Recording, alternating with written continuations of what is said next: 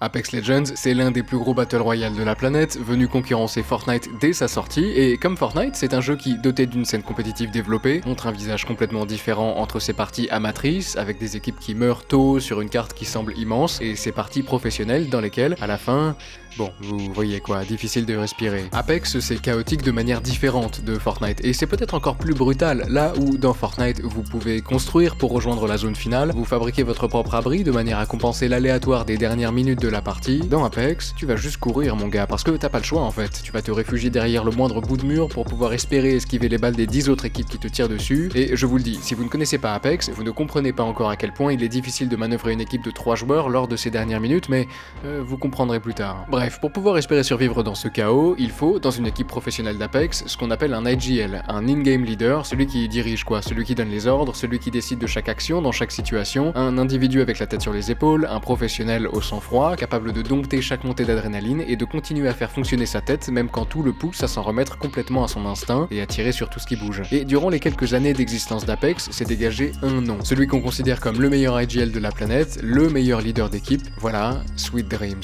Lui, je l'adore. Il est calme, il ne s'énerve pas, il donne à ses coéquipiers, même dans des situations d'urgence extrême, des instructions absolument limpides. Accessoirement, c'est aussi l'un de mes streamers préférés, il est drôle, vif, intelligent, avec un humour pince sans rire qui me correspond complètement. Bref, je suis amoureux. Et la vidéo ne parle pas de lui. En fait, quand je vous disais que Sweet était le meilleur IGL de la planète, je ne vous disais que la moitié de la vérité. Sweet, à vrai dire, il a parmi les IGL un grand rival, un autre professionnel américain qui lui aussi peut prétendre au statut de meilleur IGL de la planète, et je peux vous le dire, cet autre gars, c'est l'inverse exact de Sweet. Like, what are you doing just staring at the portal? How are you alive? Like, wait! Why do we keep getting hinted? You're saying above us, what the does that mean? There's a team above us, of course. I didn't know they were right above our heads. Voilà. Lui, c'est Imperial Hal, le plus grand créateur de contenu d'Apex Legends, potentiellement le meilleur IGL de la planète, et celui qu'on considère comme le GOAT du jeu. Oui, lui là, c'est le numéro 1 all-time d'Apex, et je vais évidemment vous expliquer pourquoi, juste après vous avoir présenté le sponsor de cette vidéo, Honkai Star Rail, la toute nouvelle création de Hoyoverse, et développeur de Genshin Impact, que vous connaissez évidemment. Honkai Star Rail, c'est un RPG de Space Fantasy, un jeu free-to-play et cross-platform, que vous retrouverez donc sur mobile comme sur PC, et dans lequel vous plongerez dans un gigantesque univers de science-fiction, au lore riche et complexe, un univers surtout dans lequel vous allez pouvoir faire l'expérience d'un système de combat en tour par tour entièrement repensé, avec d'immenses variations de composition d'équipe, permises par plus de 20 personnages disponibles, que vous ferez évoluer face à des ennemis uniques et dans des environnements spectaculaires, devant y trouver des trésors ou y résoudre des puzzles, tout cela en cherchant à comprendre les mystères d'un monde riche en histoire et en secrets, le tout en ayant accès à un nombre très impressionnant d'upgrades, particulièrement diverses, ce qui vous permet de vivre une expérience complètement personnalisée, avec la possibilité de recommencer le jeu des dizaines de fois sans jamais vivre la même chose. Et vous allez pouvoir profiter de l'arrivée d'un nouveau personnage qui est justement en train de hacker ma chaîne YouTube. Voilà, vous pourrez noter mon jeu d'acteur dans les commentaires. Bref, voilà Silverwolf, le tout nouveau personnage 5 étoiles donc à Star Rail, dès à présent disponible dans le jeu, et qui, non content d'apparemment être une excellente gameuse et l'une des meilleures hackeuses de cet univers, peut utiliser ses capacités de sorte à affecter l'état de ses ennemis, tout en étant capable de leur infliger de sacrés dommages. Et si vous êtes intéressé par ses capacités, et plus généralement par Honkai Star Rail, n'hésitez pas à utiliser ce QR code, ou à aller faire un tour dans la description, dans laquelle vous pourrez, tout simplement, télécharger gratuitement le jeu. Ok, Apex est sorti en février 2019, et devant l'explosion complètement inattendue du jeu, son éditeur va très vite décider d'y lancer des tournois pour voir les meilleurs joueurs du monde s'affronter au même endroit. La toute première LAN d'Apex se déroule quelques mois à peine plus tard, en août 2019, ce sont les XP Invitational à Minneapolis, et on y trouve 20 équipes, 5 qualifiées en ligne et 15 invités pour voir qui, sur les premiers mois d'existence du jeu, se tient à son sommet. La réponse, TSM.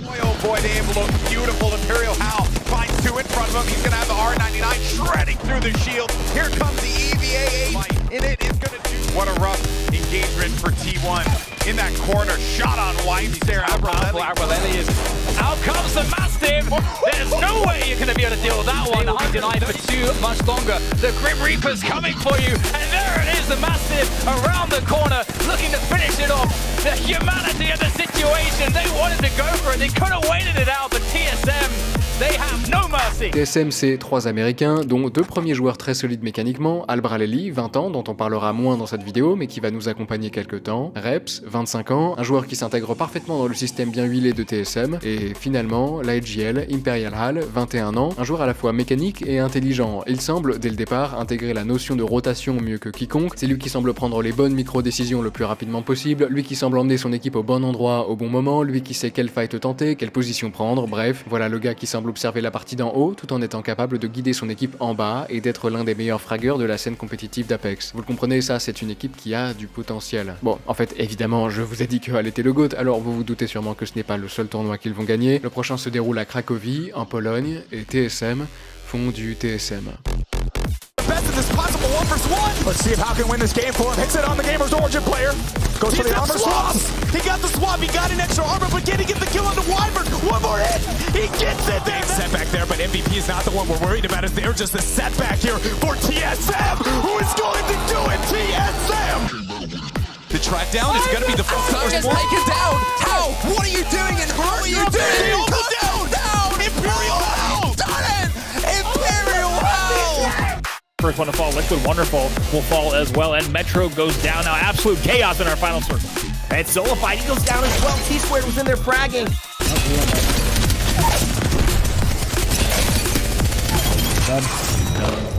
Back, to back, to back, to back.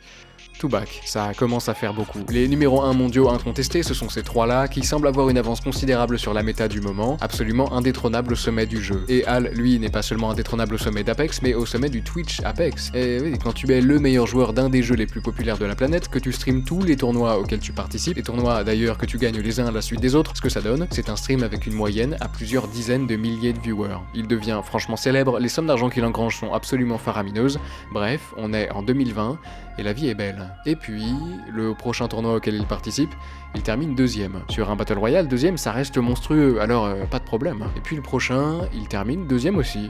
Bon, toujours excellent. Et celui qui suit, ils finissent 25e. Ah, ok. Bon, là, je dois vous avouer, ça commence à faire mal, et bon, là, évidemment, c'est juste une contre-performance, ce n'est pas que nos joueurs ont perdu leur niveau, d'ailleurs, les prochains gros tournois auxquels ils participent, ils font quand même des podiums, juste pas de première place. Parce que la méta change, déjà, et aussi parce que quand tu es le meilleur longtemps, et qu'en plus de ça, tu streams tous tes tournois, les autres joueurs professionnels vont nécessairement finir par apprendre, et c'est ce qui arrive. L'avance considérable qu'avait TSM sur le reste de la scène n'est plus. Et d'ailleurs, ce n'est pas le seul problème. Je vous ai montré au début de la vidéo une petite compilation de HAL qui criait, et il vous faut bien comprendre que ce n'était pas des extraits difficiles à trouver. Il y a sur YouTube des dizaines de vidéos qui montrent HAL en train de rager, et si c'est devenu un trait de caractère qui amuse les spectateurs, il faut bien comprendre que ça arrive tout le temps, et que HAL est souvent imbuvable avec ses coéquipiers. Il est régulièrement acide, accusateur, incapable de comprendre comment ses deux mates peuvent ne pas exécuter à la perfection chaque action qu'il leur demande. Et au bout d'un moment, ça craque. En octobre 2020, HAL Breleli quitte TSM, et quitte en fait Apex tout court. Dans son tweet longueur, il remercie ceux qu'il aime, les amis qu'il s'est fait sur le jeu, citant quelques gros noms comme Reps, son ancien coéquipier, mais pas Imperial HAL. Et le reste de la scène pro, en plus de complètement comprendre la décision d'HAL Breleli, commence à sérieusement remettre en question les méthodes de HAL. Faut-il vraiment être imbuvable pour emmener son équipe au sommet du jeu? Là, visiblement, ça ne fonctionne plus comme avant, et pourtant HAL continue à hurler sur ses coéquipiers. La méthode est-elle vraiment si efficace que ça? Et surtout, est-ce vraiment une méthode ou juste un sérieux défaut de caractère de l'américain? Qui sait? Dans l'équipe en tout cas, ce n'est pas la question qu'on se pose le plus. TSM est concentré sur le recrutement d'un joueur qui va les faire rentrer un peu plus dans les clous de ce qui se fait à l'époque en termes de composition d'équipe. Un fragueur, un joueur généralement manette, dont le rôle est d'exterminer, SMG en main, tous les adversaires qui se trouvent sur son chemin. Et celui qu'ils choisissent, ce n'est ni plus ni moins que la légende d'Halo venue ravager les terres d'Apex, Snip3down, qui en combat est effectivement monstrueux et qui parfois a même du mal à se retenir de sauter sur tout ce qui bouge. Snipe, c'est un gars que j'aime beaucoup, et comme tous les gars que j'aime beaucoup, cette vidéo ne parle pas de lui. Parce qu'avec lui, les résultats ne bougeront pas plus que ça, ils feront en 2021 quelques places intéressantes, mais rien d'exceptionnel non plus. Et venu décembre 2021 sort enfin Halo Infinite, le nouvel opus de la série de jeux sur laquelle Snipe s'est fait un nom, et sur lequel notre américain va d'ailleurs décider de repartir. Ce qui laisse un trou. On a en premier notre joueur support, toujours clavier-souris, parfaitement intégré dans le système de HAL. On a en deuxième notre IGL, peut-être bien le meilleur leader in-game de l'histoire d'Apex, et il nous manque un fragueur. Et celui que les deux membres de TSM vont choisir, c'est une sorte de bébé Snip3down, l'un des meilleurs pro-manettes d'Amérique du Nord, le joueur de 19 ans, Verhulst. Et après quelques semaines d'entraînement, en fait un mois seulement après le recrutement de Verhulst, durant la finale, notamment streamée par HAL, l'un des plus gros tournois nord-américains de la saison 2021-2022, après des mois de résultats décevants et de critiques permanentes, il se passe ça. Push, push, push! I knocked one. Nice! I'm going in. Push the bubble, push the bubble, push the bubble! Nice! Let's go! Let's go! You guys are nuts. Let's fucking go! Let's fucking go! All of you haters! All of you! You Vous entendez? Ça, ce sont les voix de types qui ont dominé un jeu pendant des mois, remportant tous les tournois majeurs possibles dès le début, et puis, surtout, qui n'avaient plus remporté d'ALGS depuis plus d'1 an. Cible de critiques incessantes remettant en cause le leadership de HAL, et que ces critiques aient lieu d'être ou non, une chose est sûre, nos 3 gars sont contents. Parce que, je vous le dis, je n'avais jamais entendu HAL hurler comme ça. Cette victoire, elle était importante. Bon allez, on s'en remet un coup.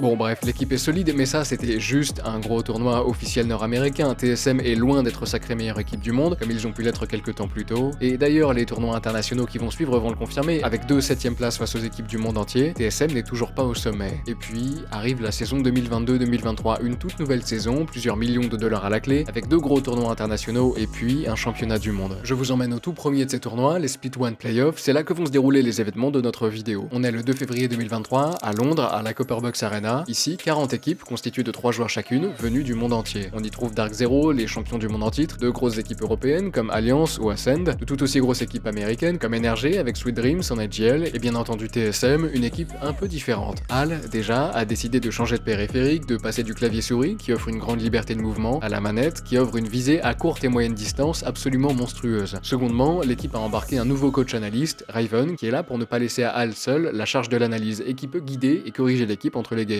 Bref, après ces changements, grosse question, quel sera leur niveau? Sur Apex, les gros tournois commencent par des phases de groupe, on répartit dans 4 groupes différents les 40 équipes du tournoi. On mélange ensuite les groupes, le but du jeu c'est que tout le monde affronte tout le monde pour un total de 18 parties. À l'issue de celle-ci, on compte les points, basés sur les placements et les éliminations, et les 20 meilleures équipes passent dans le winner bracket, dans lequel, à nouveau, elles s'affrontent pour accéder au bracket final, qui permettra de déterminer le vainqueur de la LAN. Il existe aussi des loser brackets, qui permettent à ceux qui n'ont pas réussi à se qualifier initialement de rejoindre elles aussi le bracket final, mais ce n'est ici pas très intéressant, et que vous ayez compris le système ou non, peu importe. Retenez juste qu'il y a 3 grosses étapes, et le but, quoi qu'il arrive, c'est de remporter chaque partie. C'est plus clair comme ça. Bon, allez, on peut commencer. Première phase sur 3, donc la phase de groupe. Et vous savez quoi, plutôt que de vous expliquer ce qui se passe pour TSM lors de ces 18 games, je vais plutôt vous montrer. TSM, they gotta start watching out, or else this fight is just taking way too long. They're getting the trade after those 2 cracks, though. They need to be able to finally fully send it in. And Verhulst is gonna call it. He beats one. Verhulst single-handedly knocks one. Can he get the double? Yes, he does.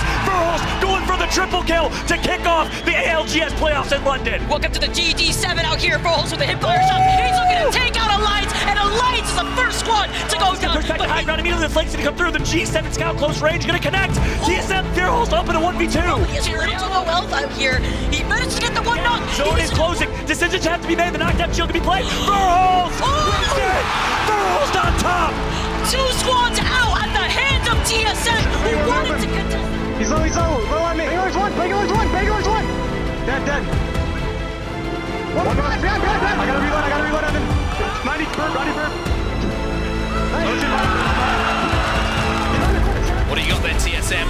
The kill feed as well, you can see Moist. I tell you what they've got more kills for TSM Imperial How, and he's hungry for more here. That's his 6th of this game, and TSM looking to aim this team and finish him off just behind this rock. Verhulst needs help, he gets help as Dreamfire eliminated, 12 squads remaining. But it's TSM, surely, like you say, Dan, who are going to win game number 1? It's going to have to be a miracle here, it's a 1 versus 3. TSM surely it's just a matter of time here. Just hit your shots, TSM, pop off on day number 2. Bon, ça, c'est TSM en game. Vous voyez que ça fait très mal. Tellement mal en fait que sur les 40 équipes qualifiées au tournoi, ils finissent à la première place des phases de groupe. Et tenez, avant de passer à la suite, il faut que je vous explique quelque chose. Je ne pouvais pas le faire pendant le combat, vous m'excuserez, il y avait de la musique épique et des casteurs qui hurlaient, je fais de mon mieux, d'accord? Ok, on revient au début, voilà, là c'est le tout premier combat que je vous ai montré. TSM, ici, affronte Alliance, juste là, l'une des meilleures équipes européennes. Et sur Apex, quand 2 équipes s'affrontent, il faut que vous compreniez qu'elles ne cherchent pas juste à s'éliminer, elles cherchent à s'éliminer le plus vite possible. Parce que les tirs, les grenades, les ults, tout ça, ça fait beaucoup de bruit et ça provoque généralement ce qu'on appelle une third party, une 3e équipe qui sait qu'en arrivant au bon moment, elle n'aurait pas beaucoup de mal à faire tomber les membres blessés des équipes qui s'affrontent. Pour tous les combats que vous voyez, dites-vous que dans les têtes des joueurs, il y a cette pression supplémentaire de savoir qu'une autre équipe pourrait arriver à n'importe quel moment pour achever les vainqueurs blessés. Et ici, c'est exactement ce qui se passe. TSM arrive tout juste à faire tomber Alliance, qu'une 3e équipe, Flora, débarque comme des fleurs pour terminer le travail. Et vous voyez que Reps tombe immédiatement, ce qui veut dire que les 2 joueurs restants de TSM doivent affronter 3 joueurs en pleine vie. C'est pour ça que les casteurs s'emballent quand Verhulst fait ses kills, faire tomber une équipe qui vient pour third party, surtout en 2v3, c'est de l'excellent travail. Bref, ce que ça nous donne donc en phase de groupe, c'est une première place pour TSM. NRG, dirigé par Sweet, ne sont d'ailleurs pas bien loin derrière, à la 3e place. Ceci dit, sur Apex, que vous finissiez premier ou 20e de la phase de groupe, ça ne change absolument rien. Vous avez, comme tout le monde, gagné votre ticket pour la 2e étape sur 3, le winner bracket, sur lequel d'ailleurs on ne va pas trop s'attarder. Si c'est ici le top 10 qui passe directement au bracket final, TSM s'en sortent correctement avec une 8e place, sans aucune fulgurance, se contentant simplement de faire des classements corrects à chaque game. Une 8e place ici, ça veut dire 3 points d'avance pour le bracket final, ce qui est correct mais pas exceptionnel, en plus de potentiellement laisser planer le doute sur les capacités de l'équipe. Et figurez-vous d'ailleurs qu'on trouve à la première place du winner bracket NRG, qui malgré 2 19e places sur 6 et aucune victoire, font une première partie à 11 kills, une deuxième à 13 kills et une 6e à 16 kills. 16 kills sur une partie à 60 joueurs, ça fait un quart des joueurs éliminés par une seule équipe. Autant vous dire que non content d'avoir le cerveau et le sang-froid de Sweet Dreams, les 3 joueurs d'énergie ont l'air très éveillés en fight, récupérant d'ailleurs, grâce à leur position, 10 points d'avance sur la finale. Ça fait peur et pourtant personne n'a vraiment le temps d'avoir peur. La 3e étape est déjà là, la finale, dans laquelle on trouve les 10 équipes qualifiées lors du winner bracket et 10 autres équipes qui ont réussi à remonter du loser bracket. Et il y a énormément de grosses équipes qui peuvent prétendre à la première place, Dark Zero, Alliance, Ascend, NRG, TSM, et d'ailleurs la grande finale se déroule de manière un peu particulière. Pour arracher la première place, il ne faut pas seulement dépasser un seuil de points, ce qui pourrait dans beaucoup de cas de figure nous donner des parties finales très décevantes, avec une équipe remportant le trophée en finissant 15e sur la dernière game. Non, ici il faut réussir à atteindre le seuil des 50 points grâce au kill et au placement, et ensuite terminer premier, ce qui offre toujours un sacré spectacle, l'équipe qui gagne la game gagnant aussi le tournoi. Et comme nous sommes dans un battle royale, et comme il n'est jamais possible de savoir que l'on va gagner une partie, le but c'est d'atteindre les 50 points avant les autres, avec assez d'avance pour pouvoir essayer de décrocher la première place plusieurs fois de suite sans qu'une autre équipe le puisse. Et terminer premier dans une partie d'Apex c'est extrêmement compliqué, surtout quand les autres équipes savent que vous pouvez arracher la victoire, ce qui provoque un focus difficile à encaisser, tellement difficile d'ailleurs que généralement une équipe qui atteint les 50 points ne fait quasiment jamais premier directement. Les vraies opportunités se décrochent surtout quand plusieurs équipes peuvent remporter la partie et que le seul objectif ne devient plus d'éviter la défaite mais de chercher la victoire. Il est 13h20 à Londres et après plusieurs jours de compétition, la finale peut enfin commencer. La première partie est colossale pour TSM, ils font une 3e place avec 14 kills, ce qui leur donne déjà 24 points, presque la moitié requise pour passer en match point. Mais les suivantes se passent nettement moins bien, avec les 3 parties qui suivent, ils ne récoltent que 11 points supplémentaires, ce qui les amène à 35. Et si TSM commence à traîner, ce n'est pas le cas de tout le monde. NRG, de leur côté, avec 3 premières parties correctes mais qui ne sont pas tout à fait assez, décide, lors de la 4e, de passer au niveau supérieur. Gets absolutely shredded, and NRG say, yeah, we'll take the fight. Oh, and Sweet's going in. He wants more KP. But Gilderson's going to have to back him up. The charge rifle again is a problem. And Nathan now has to do what Nathan does. Some KP on this team down on the low ground, but it's NRG who are here. And it's Singularity who they're fighting. Sweet once again engaging. And look at the damage coming from the IGL. My goodness, NRG destroy Team Singularity. ESA in the vicinity as well. And I tell you what, ESA, they've just picked up some kills. But once again, here comes NRG. And at the moment, this is just a death ball of NRG. It does not matter. Geo and NRG, they're the 2 teams we want to watch. Sweet is just keeping on going. Again, it is a trap. At the moment, it looks like NRG are in a position to deal some damage. NRG just need 1 kill and they'll be on match point, but they want to win this game. And Sweet takes him down. Storm point. And it was nothing short of the NRG. Est-ce que je vous ai déjà dit que j'aimais ce mec? Là, ce que viennent de décrocher NRG, ce n'est pas seulement un top 1, c'est aussi leur ticket vers une potentielle victoire. Ils viennent de dépasser les 50 points. Ce que ça veut dire, c'est qu'ils peuvent gagner l'un des 3 plus gros tournois de l'année et les 300 000 $ qui vont avec dès la prochaine partie. Sauf qu'évidemment, tout le monde est conscient qu'NRG peut gagner et personne ne veut que ça arrive. Et ce que ça provoque lors de la 5e partie, c'est une mort à la 8e place. TSM, par contre... They will not win the tournament right now as TSM now find themselves in a fight. We are going to have another game here in London, and all of a sudden this means so much more to the surrounding teams. TSM fans explode, not only because TSM are performing well, but because it means we're guaranteed another game. Here comes Verhoes, shredding with the R9, needs some assistance, 1 kill, they'll be on match point. Oh, and How gets the kill! How gets the kill! Needs to be secured, more damage being done by Imperial How. The CEO puts his team on match point! It's on it, here comes the black hole, here comes the set! Missile Swarm goes in as well, it's all up to Verhoes and Imperial How as a duo. Verhoes will fall down, but job done for TSM. Là, je peux vous le dire, les 3 joueurs de TSM n'en ont absolument rien à faire d'avoir été éliminés avant le top 1. Leur 2e place et leur 9 kills leur offrent assez de points pour franchir la barrière du match point. Maintenant, eux aussi, comme NRG, ne sont plus qu'à un top 1 de la victoire. Game 6, la partie progresse tranquillement, il n'y a pour le moment que 2 équipes capables de remporter la victoire, et figurez-vous que sur 15 équipes encore en vie, les 3 joueurs d'NRG, dans la zone, cherchent un bâtiment dans lequel se réfugier, et tombent sur...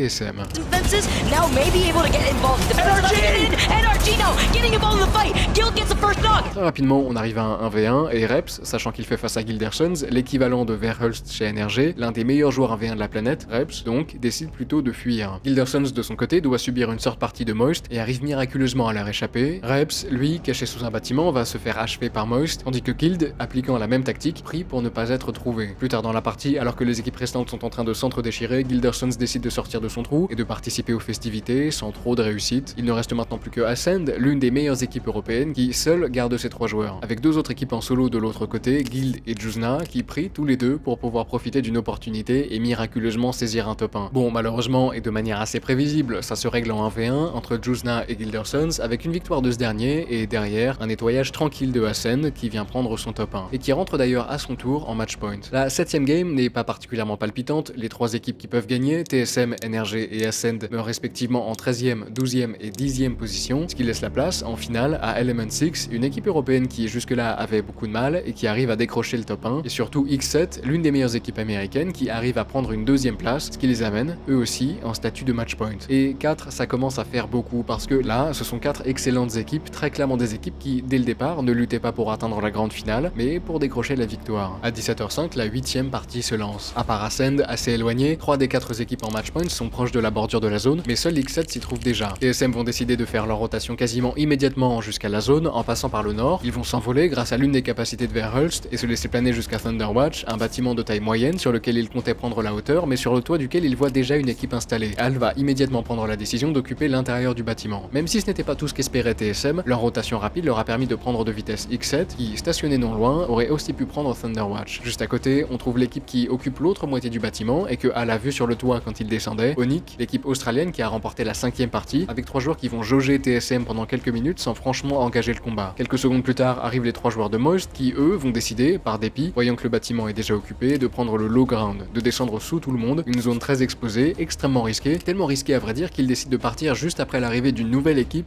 X7, l'une des 4 équipes en match point qui viennent de prendre la hauteur et qui regardent très attentivement ce que font Moist et toutes les autres équipes d'ailleurs. Ça commence à faire du monde sur ce bâtiment et la situation ne pourrait pas être plus tendue. Je vous ai déjà parlé du third party et c'est ici aussi le risque. Tenter d'engager le combat sur une équipe qui a l'air en moins bonne posture déclencherait immédiatement et obligatoirement une third party. X7 continue à focus Moist qui d'ailleurs dans une position précaire se font tirer dessus de l'autre côté aussi, ce qui va les forcer à partir. Après quelques temps c'est l'équipe Dark Zero qui fait sa rotation jusqu'à Thunderwatch et qui décide à leur tour, par dépit, d'occuper la zone sous le bâtiment. TSM vont les voir arriver et commencent, toujours prudemment, à leur tirer dessus, assez pour les faire se soigner en boucle en utilisant leur réserve de soins, juste assez aussi pour leur faire comprendre que leur position est très précaire. TSM, ceci dit, évidemment ne pousse pas plus que ça. Ils savent qu'en s'exposant trop, ils ont 2 équipes pour venir les terminer. Malgré ces menaces, Al va réussir à faire tomber l'un des membres de Dark Zero, poussant les 2 autres à prendre la fuite. Ceci dit, la situation n'est pas dorée non plus pour TSM. Al commence à se douter que la victoire ne sera pas facile en restant à l'intérieur du bâtiment. Le problème, X7 est au sommet et ils ne peuvent pas prendre le fight sans déclencher une sorte partie. C'est compliqué. Plus loin, les combats font rage, les équipes en match point cherchent simplement à bien se positionner pour avoir une chance lors du combat final, et les autres n'hésitent pas à prendre des fights, désireux d'accumuler des points. NRG, de leur côté, reste en bordure de zone. Dans leur position, ils veulent arriver tard, débarquer quand les combats seront déjà lancés, et nettoyer les survivants. Ascend, eux, sont placés très proches de Thunderwatch, là où sont installés TSM et X7, mais dans une position très précaire. Ils sont exposés, à peine cachés par un rocher, entourés d'équipes en hauteur, ce qui provoque inévitablement des tirs incessants qu'ils doivent encaisser en permanence, et des réanimations de coéquipiers les unes à la suite des autres. L'un des 3 joueurs finit même par être achevé, ce qui laisse Ascend avec 2 joueurs seulement. Dans cette position, pour eux, il faudrait un miracle pour ne serait-ce que tenir 5 minutes supplémentaires, et encore plus pour gagner. NRG, quant à eux, décident de s'éloigner de la bordure et prennent la décision de partir sur le seul gros bâtiment de la zone, Thunderwatch. Ils se font canarder dans les airs, obligés de faire des gauches-droites pour esquiver les balles, et Sweet décide finalement de prendre le dessous du bâtiment. Comme toutes les équipes venues avant lui, un endroit toujours extrêmement risqué, et même encore plus qu'avant. Là, il faut rester extrêmement vigilant et scanner chaque côté. Ils savent qu'à chaque instant, une équipe peut tomber et prendre le combat. Là, sur 15 équipes encore en vie, on en a 3 en match point qui occupent le même bâtiment, et la 4ème à quelques mètres à peine derrière leur rocher. La situation ne pourrait pas être plus tendue, et tout le monde s'attend à ce qu'elle explose d'un moment à un autre. Et pendant quelques temps, ça se regarde. Les joueurs observent, tentent quelques tirs sans jamais vraiment s'engager, Et puis, tout d'un coup, ça s'active. Alors que TSM se font push par l'une de leurs portes, NRG, complètement exposé, se voit agressé par Fnatic, qui veulent visiblement prendre leur spot. The other team backs off. Meanwhile, NRG are down to 2. NRG down to 2, and it's Fnatic who are having an influence now. Fnatic are jumping on them. Gilderson's down as well. It's all up to Nathan, who's got a Peacekeeper, but NRG are out! Voilà les Américains éliminés en 14e place. Ils ne sont maintenant plus que 3 à pouvoir prendre le tournoi. TSM, comme le veut la tradition, partent tirer sur les nouveaux occupants du low ground, leur faisant à leur tour comprendre que leur position est très précaire. Ceci dit, nos 3 joueurs n'ont pas besoin de kill. Al ne lancera un assaut frontal que si c'est absolument nécessaire. Son plan de jeu, pour le moment, est très simple. Laisser les autres équipes s'exterminer et prendre le toit quand ils en auront la possibilité. Alors, pour le moment, ils se contentent d'observer. Ascend, de leur côté, pendant qu'on ne les regardait pas, ont miraculeusement réussi à faire revenir leurs joueurs morts, ce qui leur rend immédiatement leur chance de victoire. Leur position est toujours précaire, mais à 3, ils peuvent encaisser n'importe quel combat. Sur Thunderwatch, la situation en est toujours une de statu quo. TSM, à l'intérieur, protègent leur partie du bâtiment et attendent, patiemment, que quelque chose se passe.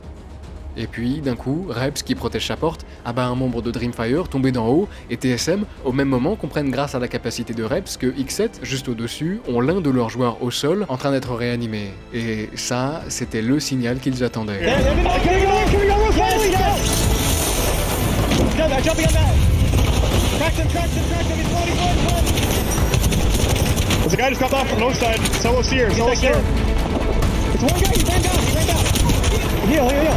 Là, ce qui vient de se passer, c'est énorme pour le reste de la game. TSM vient de faire tomber l'une des 2 seules autres équipes qui pouvaient gagner, déjà, et surtout, ils sont dans une bonne position pour la suite. En hauteur comme ils le sont, ils ont un grand panel d'options qui s'offre à eux en fonction des situations. Ils peuvent tomber sur des équipes d'en bas, se réfugier à l'intérieur si la situation se tend en haut, rotate facilement s'il faut quitter l'endroit. Bref, ce qui vient de se passer est très important. Ascend, quant à eux, malgré les tirs et leurs joueurs down, arrivent toujours miraculeusement à rester en vie et à réanimer leurs camarades tombés, se trouvant dans une position précaire dans laquelle, ceci dit, personne ne vient les rush frontalement. Au final, là où la situation est la plus tendue, c'est bien à Thunderwatch. Là, ce que tout le monde attend, c'est la fermeture de la zone et l'indication de la prochaine. L'emplacement de la dernière zone va tout changer. Le but du jeu, prendre état de la nouvelle et agir immédiatement pour se placer le plus avantageusement possible. Et c'est ce que TSM veut faire, mais avant ça, il faut traverser le bâtiment. L'endroit où il se trouve, pour le moment, sera vide dans la zone et ils ne peuvent pas se permettre de prendre des dégâts inutilement. Sauf qu'au bout, il y a déjà une team.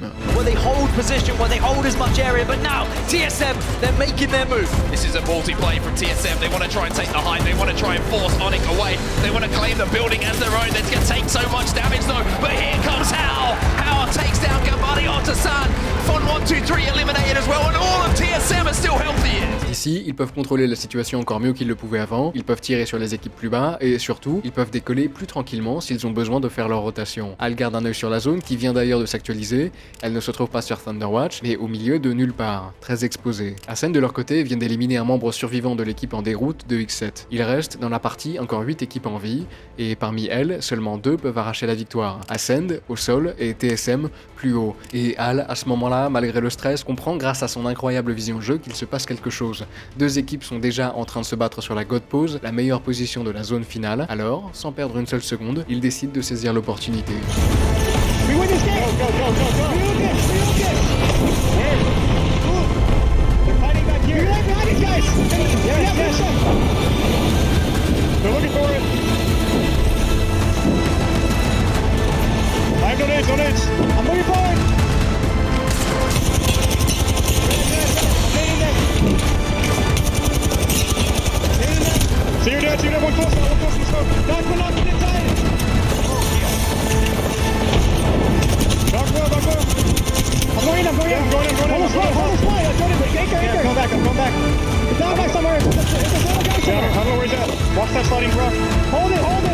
Ok, là, la position pour TSM est monstrueuse. Ils ont la God Pose dans la zone, en hauteur, avec quelques rochers pour se protéger. Là, je vous le dis, Al sait qu'ils peuvent gagner. Mais il reste encore 7 équipes, et il va falloir faire les bons choix. La zone commence à se refermer, et les équipes doivent à tout prix bouger pour rejoindre la nouvelle. Fnatic, notamment, tente une percée désespérée pour l'atteindre, obligé d'affronter TSM pour survivre. Have their feet touch the floor. TSM under duress. House taking damage. The black hole's gonna go down. He's desperate to get down to his long time duo. What a moment this is. Reps goes in, should be able to get the shield swap as well. Fnatic sont immédiatement détruits, et ce ne sont pas les seuls. Et en fait, très vite, il ne reste plus que 2 équipes complètes, TSM d'un côté et Ascend de l'autre, qui achèvent les derniers membres des escouades restantes. Ne se retrouvent bientôt plus au sommet que les 2 titans qui se regardent en chien de faïence, conscients de la chose suivante. Là, c'est la dernière game, le dernier combat. Le vainqueur de l'affrontement final arrachera le trophée.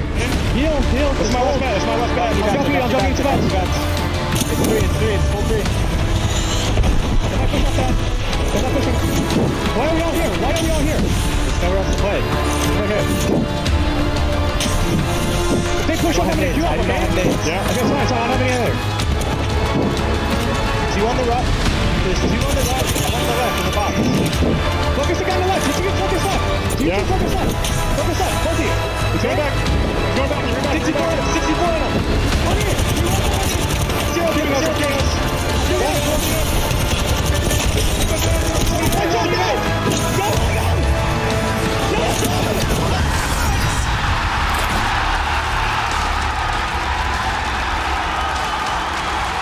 London belongs to TSM!